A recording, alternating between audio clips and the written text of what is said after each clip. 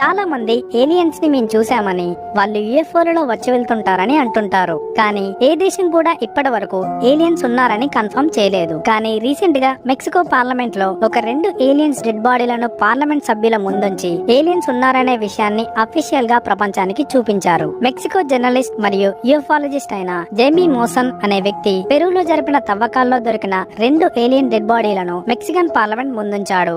ఆ ఏలియన్స్ లను చిన్న బాక్స్ లలో ఉంచారు.